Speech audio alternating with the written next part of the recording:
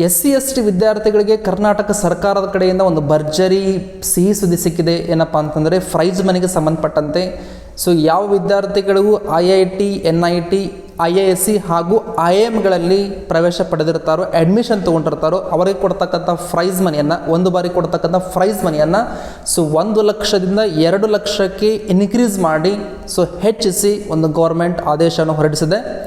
So ಇನ್ನೊಂದು ಬಹಳ important ಸಿಹಿ ಸುದ್ದಿ ಏನಪ್ಪ ಅಂತಂದರೆ, ಯಾವ ವಿದ್ಯಾರ್ಥಿಗಳು PUCಯಲ್ಲಿ 95ಕ್ಕಿಂತ ಜಾಸ್ತಿ ಅಂಕಗಳನ್ನು ತೆಗೆದುಕೊಂಡು ನೀಟ್ ಮುಖಾಂತರ ಗೌರ್ಮೆಂಟ್ ಕೋಟಾದಲ್ಲಿ ಸೀಟ್ ಸಿಗದೆ ಮ್ಯಾನೇಜ್ಮೆಂಟ್ ಕೋಟಾದಲ್ಲಿ ಸೀಟನ್ನು ತೆಗೆದುಕೊಂಡಿರ್ತಾರೋ, ಮೆಡಿಕಲ್ ಸೀಟ್ ಅಂದರೆ MBBS ಸೀಟನ್ನು ತೆಗೆದುಕೊಂಡಿರ್ತಾರೋ ಅಂಥ ವಿದ್ಯಾರ್ಥಿಗಳಿಗೆ ಕಾಲೇಜ್ ಫೀಸಾಗಿ 25 ಲಕ್ಷಗಳ ಪ್ರೋತ್ಸಾಹಧನ ಅಂದರೆ ಪ್ರೈಸ್ ಮನಿಯನ್ನು ಗೌರ್ಮೆಂಟ್ ಕೊಡಲಿದೆ.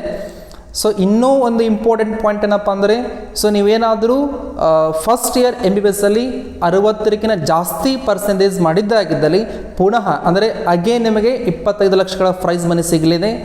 ಸೊ ವಿದ್ಯಾರ್ಥಿಗಳಿಗೆ ಒಂದು ರಿಕ್ವೆಸ್ಟ್ ಏನಪ್ಪ ಅಂದರೆ, ದಯವಿಟ್ಟು ಇದರ ಒಂದು ಸದುಪಯೋಗನ ಪಡೆದುಕೊಳ್ಳಿ.